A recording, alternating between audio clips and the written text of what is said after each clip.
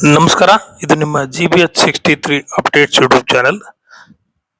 ಶಾಂತಲಿಂಗ ದೇಶಿಕೇಂದ್ರ ಮಹಾಸ್ವಾಮಿಗಳು ಕಾಯಕ ಯೋಗಿಗಳು ಹಾಗೂ ನಡೆದಾಡುವ ದಾರ್ಶನಿಕರಾಗಿದ್ದಾರೆ.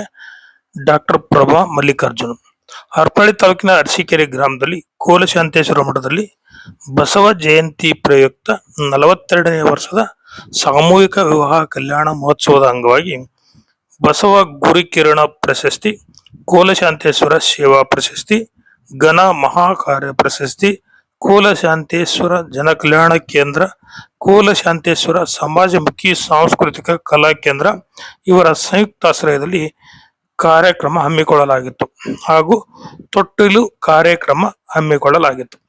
ಈ ಕಾರ್ಯಕ್ರಮದಲ್ಲಿ 24 ನವ ಜೋಡಿಗಳು ಹೊಸ ಬಾಳಿನ ಹೊಸ್ತಿಲಿಗೆ ಕಾಲನ್ನಿಟ್ಟರು. ಸಂಸದರಾದ ಡಾಕ್ಟರ್ ಪ್ರಭಾ ಮಲ್ಲಿಕಾರ್ಜುನ್ ರವರು ಕಾರ್ಯಕ್ರಮವನ್ನು ಉದ್ಘಾಟಿಸಿ ಮಾತನಾಡಿ, ಪ್ರತಿ ವರ್ಷ ಶಾಂತಲಿಂಗ ದೇಶಿಕೇಂದ್ರ ಮಹಾಸ್ವಾಮಿಗಳು ಬಸವ ಜಯಂತಿಯ ಪ್ರಯುಕ್ತ 42 ವರ್ಷದಿಂದ ಸಾಮೂಹಿಕ ವಿವಾಹಗಳನ್ನು ನಡೆಸಿಕೊಂಡು ಬಂದಿದ್ದಾರೆ. ಮಠದಿಂದ ಅನೇಕ ಕಾರ್ಯಕ್ರಮಗಳನ್ನು ಮಾಡಿಕೊಂಡು ಬರುತ್ತಿದ್ದಾರೆ. ತಾವೇ ಭೂಮಿಯಲ್ಲಿ ಉಳುಮೆ ಮಾಡಿ ಕಾಯಕ ಯೋಗಿಗಳಾಗಿದ್ದಾರೆ. ಮಠದ ಅಭಿವೃದ್ಧಿಯ ಜೊತೆಗೆ ಶಿಕ್ಷಣ ಸಂಸ್ಥೆಗಳನ್ನು ಕಟ್ಟಿ ಶಿಕ್ಷಣ ನೀಡುವುದರ ಜೊತೆಗೆ ಅನ್ನದಾಸೋಹ ಸಹ ಮಾಡುತ್ತಿದ್ದಾರೆ. ಬಸವೇಶ್ವರರಂತೆ ಶಾಂತಲಿಂಗ ದೇಶಿಕೇಂದ್ರ ಮಹಾಸ್ವಾಮಿಗಳು ಕಾಯಕ ಯೋಗಿಗಳಾಗಿದ್ದಾರೆ ಹಾಗೂ ನಡೆದಾಡುವ ದೇವರು ಎನ್ನಲಾಗಿದೆ.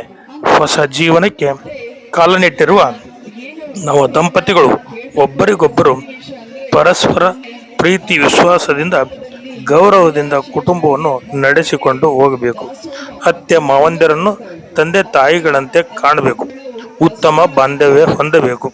ಮುಂದಿನ ದಿನಗಳಲ್ಲಿ ಶಾಂತಿ, ನೆಮ್ಮದಿ ಹಾಗೂ ಯಶಸ್ಸು ಸಿಗಲಿ ಎಂದು ಹೇಳಿದರು.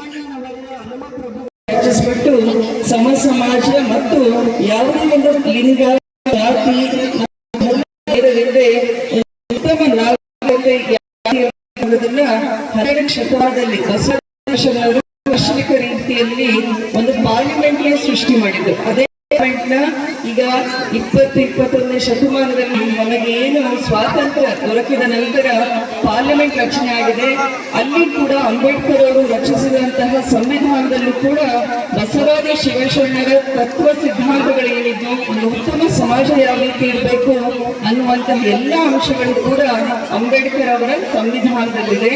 ಮತ್ತು ದೇವಸ್ಥಾನದಲ್ಲಿರುವಂತಹ ದೇವರು ಏನು ನಾವೆಲ್ಲರೂ ಭಕ್ತಿಯಿಂದ ಹೋಗಿ ಪೂಜೆ ಮಾಡ್ತೀವಿ, ಅದೇ ರೀತಿ ನಮ್ಮ ಮನಸ್ಸು, ನಮ್ಮಲ್ಲಿರುವಂತಹ ದೇವರು ಅಂದ್ರೆ ಆ ಒಳ್ಳೆ ಮನಸ್ಸನ್ನ ನಾವು ಕೂಡ ಶುದ್ಧೀಕರಣವಾಗಿ ಇಟ್ಕೋಬೇಕು. ಒಳ್ಳೆಯ ವಿಚಾರಗಳನ್ನ, ಆಲೋಚನೆಗಳನ್ನ ಇಟ್ಕೊಂಡು ಸಮಾಜದಲ್ಲೂ ಕೂಡ ಒಳ್ಳೆಯ ಕೆಲಸಗಳನ್ನ ಮಾಡ್ಕೊಂಡು ಬರೋಣ.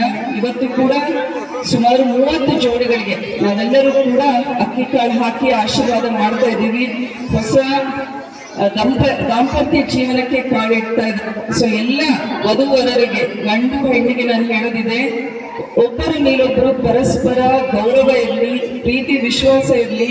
ಅದೇ ರೀತಿ ಕುಟುಂಬದವರು ಕೂಡ, ಬೀಗರು ಆಮೇಲೆ ಸಂಬಂಧಿಕರು, ನೀವು ಕೂಡ ಏನೇ ಚಿಕ್ಕ ವ್ಯತ್ಯಾಸ ಆದ್ರೂ ಕೂಡ ಅದನ್ನ ಬದಿಗೊತ್ತಿ ನಮ್ಮ ಮಗಳು, ನಮ್ಮ ಮಗ ಅನ್ಬೇಕು. ನನ್ನ ಸೊಸೆ ಅಳಿಯಕ್ಕಿನ ಹೆಚ್ಚಿನ ರೀತಿಯಲ್ಲಿ ಇವರು ಅಳಿಯಂದ್ರನ್ನ ನನ್ನ ಮಗ ಅನ್ಕೋಬೇಕು, ಇವಳು ಸೊಸೆ ಎಲ್ಲ ನನ್ನ ಮಗಳು ಅಂತ ಹೇಳಿ ಆ ಪ್ರೀತಿ ವಿಶ್ವಾಸದಿಂದ ನೀವು ಕೂಡ ಇದ್ರೆ ಇವರು ಕೂಡ ನನ್ನ ಅತ್ತೆ ಅಲ್ಲ ನನ್ನ ತಾಯಿ ಅಂತ, ನಮ್ಮ ಅಪ್ಪ ಮಾವನಲ್ಲ ನಮ್ಮ ಅಪ್ಪ ಅಂತ, ಆ ರೀತಿಯ ಒಂದು ಉತ್ತಮ ಬಾಂಧವ್ಯ ಮತ್ತೆ ಕೌಟುಂಬಿಕ ಜೀವನ ನಡೆಯುತ್ತೆ.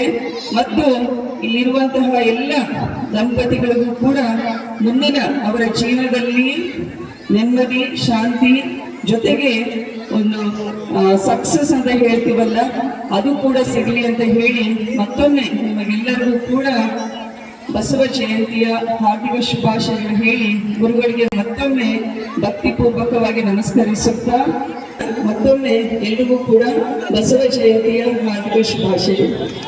ಪ್ರತಿ ವರ್ಷದಂತೆ ಮಠದ ವತಿಯಿಂದ ಬಸವ ಗುರುಕಿರಣ ಪ್ರಶಸ್ತಿ, ಡಾಕ್ಟರ್ ನಿಷ್ಠಿ ರುದ್ರಪ್ಪ ಖ್ಯಾತ ಸಾಹಿತಿಗಳು ಕನ್ನಡ ಶ್ರೀ ಪ್ರಶಸ್ತಿ ಪುರಸ್ಕೃತರು ಬಳ್ಳಾರಿ, ಕೋಲಶಾಂತೇಶ್ವರ ಸೇವಾ ಪ್ರಶಸ್ತಿ ಟಿ ಶ್ರೀನಿವಾಸ್ ಖ್ಯಾತ ಶಿಲ್ಪಿಗಳು, ಶಿಲ್ಪಾ ಅಕಾಡೆಮಿ ಪ್ರಶಸ್ತಿ ಪುರಸ್ಕೃತರು ದಾವಣಗೆರೆ, ಘನ ಮಠಾರ್ಯ ಪ್ರಶಸ್ತಿ ಕವಳಿ ಬಸಪ್ಪ ಶೇಖರಪ್ಪ ಖ್ಯಾತ ಅನುಭವಿ ಕೃಷಿಕರು ಕಾವಲಹಳ್ಳಿ ಪ್ರಶಸ್ತಿ ವಿತರಿಸಲಾಯಿತು. ಇದೇ ಸಂದರ್ಭದಲ್ಲಿ ಅತಿ ಹೆಚ್ಚು ಅಂಕ ಪಡೆದ ವಿದ್ಯಾರ್ಥಿಗಳಿಗೆ ಮಠದ ವತಿಯಿಂದ ಸನ್ಮಾನಿಸಲಾಯಿತು. ಸಾಮೂಹಿಕ ವಿವಾಹಕ್ಕೆ ಬಂದಂತಹ ಭಕ್ತಾದಿಗಳಿಗೆ ಪ್ರಸಾದದ ವ್ಯವಸ್ಥೆ ಮಾಡಲಾಗಿತ್ತು. ಇದೇ ಸಂದರ್ಭದಲ್ಲಿ ಶಾಂತಲಿಂಗ ದೇಶಿಕೇಂದ್ರ ಮಹಾಸ್ವಾಮಿಗಳು ಸಾನ್ನಿಧ್ಯ ವಹಿಸಿ ಮಾತನಾಡಿದರು.